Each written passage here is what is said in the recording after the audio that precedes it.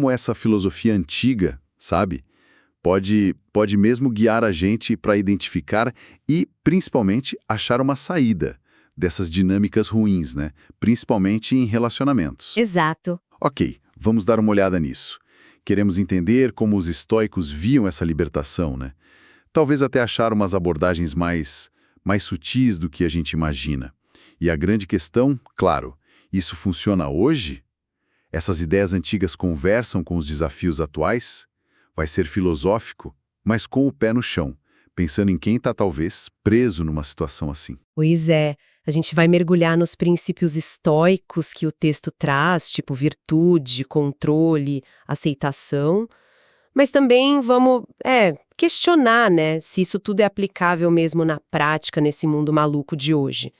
A ideia é ter uma visão equilibrada, que respeite a sabedoria antiga, mas sem fechar os olhos para as complexidades e, às vezes, para os perigos de agora. Perfeito. O texto começa com um ponto-chave, né? Por que é tão difícil sair desses ciclos? Não é só decidir e pronto, certo? De jeito nenhum. É muito mais complexo. O texto aponta para coisas bem humanas, sabe? Tipo, os apegos emocionais. Mesmo quando a gente sabe que não faz bem, tem algo que prende. Uhum. Crenças limitantes também, né? Aquelas ideias tipo, eu não mereço coisa melhor, ou não vou conseguir ficar sozinha. O medo da solidão, que paralisa muita gente. Sim. E tem aquela linha perigosa que o texto menciona entre ser leal e se sabotar.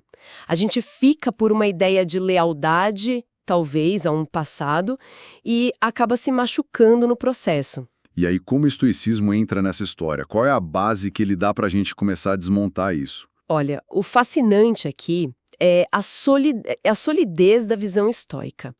O pilar central que o texto destaca é que a virtude é o único bem de verdade. E virtude, para eles, era algo prático. Sabedoria, para entender, coragem para agir, justiça consigo com os outros e temperança, para controlar as emoções. Certo. Tem uma citação do Sêneca que o texto traz que é forte. Nenhuma servidão é mais vergonhosa do que a voluntária. Uau. Pela visão estoica, ficar num ciclo tóxico, sabendo do dano, seria tipo escolher essa servidão. Servidão voluntária. Isso é pesado. Quer dizer que, mesmo se sentindo vítima, a pessoa estaria fazendo uma escolha ali. Pela lógica estoica, sim, ao ficar, mesmo que seja por medo ou apego, a gente está deixando o nosso bem-estar, nossa paz de espírito, que para eles era um objetivo central, na mão de coisas externas, né? Muitas vezes na mão de alguém que, como o texto sugere, talvez nem se importe de verdade com a gente. Entendi. É como entregar a chave da nossa tranquilidade. Então, o primeiro passo estoico seria reconhecer isso, tomar consciência dessa dinâmica. Isso me lembra uma adaptação que o material faz de uma frase do Epicteto. Algo tipo, a liberdade não é achar o relacionamento perfeito, mas se libertar dos padrões internos que prendem a gente em relações ruins. A mudança de foco é total, né? Sai do externo, vai para o interno. Precisamente, e essa mudança de foco leva direto para um conceito histórico super prático e poderoso, a dicotomia do controle. Simples de falar, difícil de fazer. Que seria? A ideia é concentrar toda a nossa energia naquilo que a gente pode controlar. Nossas percepções, nossos julgamentos, nossas reações, nossas escolhas. A decisão de colocar um limite, sabe? A decisão de ficar ou de sair. E o que a gente não controla? O comportamento do outro. As escolhas dele, as reações dele, se ele vai mudar ou não. Tentar controlar isso é receita para frustração e sofrimento. Faz sentido. O texto cita Marco Aurélio, que fala para a gente focar nas nossas próprias ações. Agir com justiça, com nobreza, com integridade. E olha que interessante, especialmente com a gente mesmo. Se o relacionamento impede a gente de ser justo com a gente mesmo, de agir de acordo com nossos valores, então, para um estoico, isso é um sinal claro. Um sinal de que, peraí, preciso reavaliar essa permanência. A responsabilidade pela nossa resposta é sempre nossa. Certo. Então, essa é a base filosófica. Reconhecer a cerdidão, focar no controle interno. Mas como isso vir ação? O texto propõe um mapa prático de 4 semanas. Parece bem? Mão na massa? Sim, é uma tentativa de traduzir a filosofia em passos concretos. Vamos ver como funciona. A semana 1 é focada em consciência e inventário. E o interessante é a instrução. Nada de ação externa ainda. O trabalho é todo interno. E como é esse inventário na prática? A sugestão é tirar uns 15 minutos por dia para escrever mesmo, respondendo umas perguntas bem diretas que o texto lista. Tipo, quais comportamentos específicos dessa relação me fazem mal? Não é julgar o outro, é ver o impacto em mim. Certo. Focado no eu. Exato. Como o meu corpo reage. Fico tenso, ansioso, exausto. Quais valores meus estão sendo pisoteados aqui? E, muito importante, quais crenças minhas me mantêm preso nisso?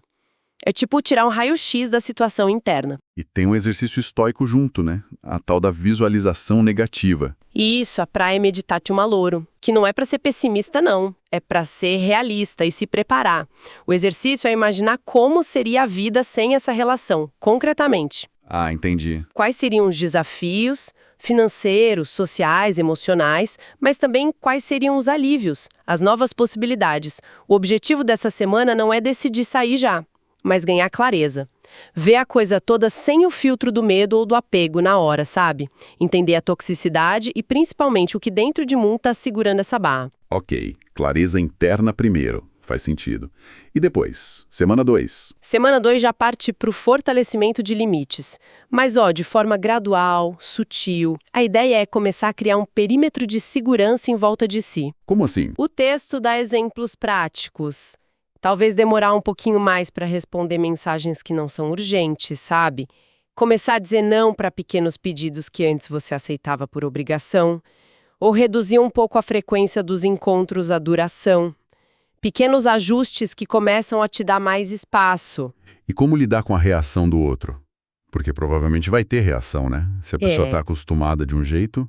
Exato. Aí entra o exercício estoico da indiferença seletiva, alha diáfora.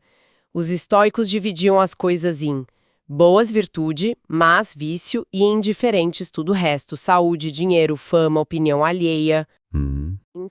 Para classificar a reação negativa do outro a esses limites como indiferente. Não que não vá doer, mas entender que essa reação é algo externo, sabe? Não define o seu valor e não precisa mudar a sua decisão de colocar o limite. É um treino para fortalecer essa capacidade de bancar o limite, mesmo que desagrade. O objetivo é fortalecer um músculo da autonomia. Aqui onde fica realmente interessante. Essa abordagem inicial, sabe? Foco interno, limites graduais, trabalhar a percepção da reação do outro. Isso parece muito aquela ideia do Sêneca de desmontar a tal servidão voluntária de dentro para fora. É como se fosse uma preparação interna, cuidadosa, um fortalecimento silencioso antes da ação mais decisiva. Uma estratégia bem estoica clássica, né? Sem dúvida. A lógica interna é super consistente com os princípios estoicos de autoconsciência, autodomínio, como base para agir certo. Mas isso levanta uma questão importante. E aqui entra o debate que a gente falou sobre aplicação no mundo real. Será que essa indiferença seletiva é realista ou mesmo segura? Principalmente hoje com táticas de manipulação emocional que são, vamos combinar, muito mais sofisticadas, às vezes até agressivas. Pensa em gaslighting, campanha de difamação online, controle digital. Você está dizendo que a filosofia pode talvez subestimar a barra que é a toxicidade moderna. Exatamente isso. O inventário interno é fundamental, claro, mas ele protege o suficiente contra pressões externas que podem ser, assim, implacáveis em situações com muito desequilíbrio de poder, onde tem risco real para a segurança física, psicológica. Será que essa preparação interna e esses limites graduais são o bastante? Entendi. A filosofia dá o porquê e o como interno. Mas será que ela pensa nos riscos externos, nas dinâmicas de poder de hoje? Essa indiferença pode até ser perigosa em alguns casos, né? Virar passividade é uma tensão real. É um ponto crítico mesmo. E como o mapa lida com a transição para a ação mais concreta? As semanas 3 e 4 parecem ir nessa linha. Sim, a semana 3 é sobre comunicação e planejamento de saída. A ação fica mais externa, mas ainda é planejada. A tarefa diária aqui, segundo o texto, tem duas partes. Primeiro, escrever um script. Não para decorar, mas para organizar as ideias. Qual a mensagem principal que eu preciso passar sobre minhas necessidades, minha decisão, de forma clara, firme e, se possível e seguro, respeitosa? Certo. Clareza na comunicação. E a segunda parte é comunicar isso de forma segura. E, ao mesmo tempo, começar a mexer nos pauzinhos práticos. Grana, onde morar, rede de apoio, documentos. É a logística da coisa toda. A parte prática da saída. E qual o exercício estoico para essa fase? É um que sempre gera debate. Distinguir a pessoa do comportamento. A visão histórica clássica é que as pessoas erram por ignorância do que é bom, não por maldade pura. O exercício seria tentar aplicar isso para não ficar remoendo ressentimento, sabe? Não é desculpar o comportamento tóxico, claro, mas tentar não ficar preso no ódio, na mágoa, que são emoções que, para o estoico, prejudicam a gente tanto quanto a ação do outro. O objetivo da semana é ter um plano de saída concreto e começar a colocar em prática com a maior calma possível, focando na ação necessária e não na tempestade emocional. E a semana 4 fecha o ciclo. A semana 4 é implementação e autocuidado intensivo. É botar o plano para rodar mesmo, a conversa final, se precisar e for seguro, a mudança física, bloquear contato que for preciso e, fundamental, combinar isso com um cuidado redobrado consigo mesma. A tarefa diária sugerida é uma ação prática do plano, mais um ritual de autocuidado que faça sentido para você. Meditar, exercício, a natureza, amigo, terapia. E o exercício estoico aqui? Qual seria? A visualização de cima, uma técnica do Marco Aurélio. Tentar ver a situação toda de uma perspectiva mais ampla, como se estivesse olhando de longe, ou do futuro. Ah, interessante. Ver esse momento difícil não como o fim do mundo, mas como um capítulo, uma passagem numa história maior. Ajuda a relativizar a dor do momento e manter o foco no objetivo de longo prazo, uma vida com mais paz e alinhada com seus valores. O objetivo final é completar a saída física e emocional, mantendo o equilíbrio interno o máximo que der. O texto também fala das recaídas, o que é super importante, né? Ninguém acerta de primeira sempre. Sim, e aborda de um jeito bem estoico. Recaídas acontecem, são esperadas. Não é fracasso moral, é parte do processo de mudar um padrão antigo. A orientação não é se culpar, mas observar. O que aconteceu? O que me puxou de volta? Certo. Voltar no inventário da semana 1 pode ajudar a clarear de novo. Ajustar o plano se precisar e recomeçar. O texto até cita Epicteto. Se você quiser melhorar, esteja disposto a ser visto como tolo e estranho. Sair do padrão pode parecer esquisito para os outros e até para a gente mesmo no começo. Exige coragem para parecer diferente. E tem aquele ritual de 60 segundos também, um reforço rápido. Isso, uma microprática diária. Ficar em pé, mão no coração, respira fundo, fala uma frase tipo: hoje eu escolho minha paz. Visualiza saindo de um lugar escuro e solta o ar devagar, soltando a tensão. É um lembrete rápido do compromisso com você mesmo. Ok, voltando ao nosso debate aqui.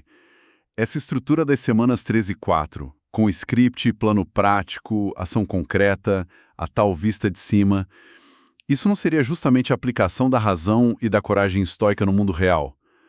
Não é agir por impulso nem fugir desesperado. É uma ação pensada, deliberada. Uma aplicação da virtude que pega toda aquela preparação interna das primeiras semanas e conecta com a realidade prática da separação. Não é isso a ação estoica na essência? Olha, eu concordo que a estrutura em si, o planejamento, a ação pensada, está muito alinhada com a razão estoica. Traz ordem para o caos, o que é ótimo. Mas, se a gente conectar isso ao quadro geral, a questão que fica para mim é sobre a adequação do foco emocional estoico nessa fase crítica. Essa ênfase em evitar ressentimento, separar a pessoa de comportamento, cultivar a tal indiferença, a diapora, buscar a calma da vista de cima, será que isso prepara mesmo para um impacto emocional real que muitas vezes é avassalador durante a separação? Você acha que a teoria pode minimizar a dor que a pessoa sente? Ou talvez não dar as ferramentas certas para lidar com ela ali na hora H. Muitas vezes o parceiro tóxico intensifica o abuso ou manipulação justamente quando percebe que a pessoa está tentando sair.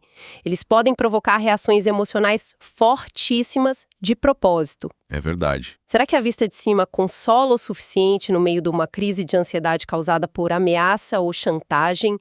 E dá mesmo para separar a pessoa do comportamento quando você está sofrendo por causa daquele comportamento repetidamente? Difícil, né? A filosofia oferece um ideal de calma, sim, mas a experiência de sair de uma relação tóxica pode ser brutal de um jeito que talvez precise mais do que calma filosófica.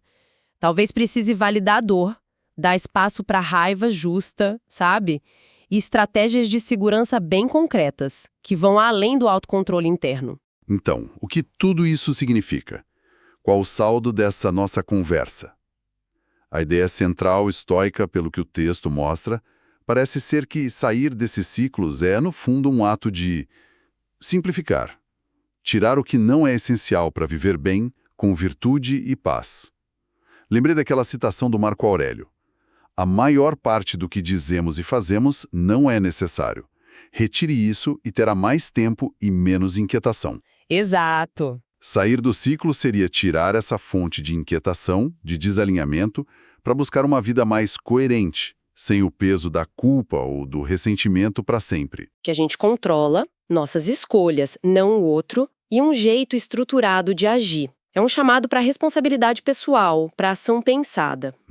Mas como a gente discutiu, aplicar isso hoje exige cuidado. A intensidade da manipulação atual, as questões de segurança, o impacto psicológico, tudo isso pode pedir uma adaptação ou uma complementação dessa filosofia. Não é jogar fora a sabedoria antiga, de jeito nenhum, mas talvez integrar com outras ferramentas como a psicologia moderna. Isso me leva a um pensamento final, para quem está ouvindo refletir. Talvez o desafio estoico hoje não seja só aplicar os princípios ao pé da letra como foram escritos há 2000 anos, mas sim adaptá-los com compaixão, com sabedoria, para as pressões e armadilhas dos relacionamentos de hoje. Talvez seja criar uma fusão, a clareza e a coragem estoica com o entendimento mais profundo das dinâmicas de poder, do trauma, das necessidades emocionais que a psicologia nos trouxe.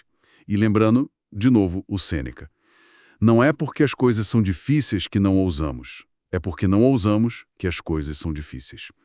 Talvez o ato de começar aquele inventário da semana 1, de buscar a clareza interna, mesmo que pareça pequeno, talvez esse seja o primeiro e o mais importante ato de coragem. O primeiro passo para ousar quebrar a servidão voluntária e escolher a si mesmo. Fica a reflexão. Qual seria esse seu primeiro passo de coragem?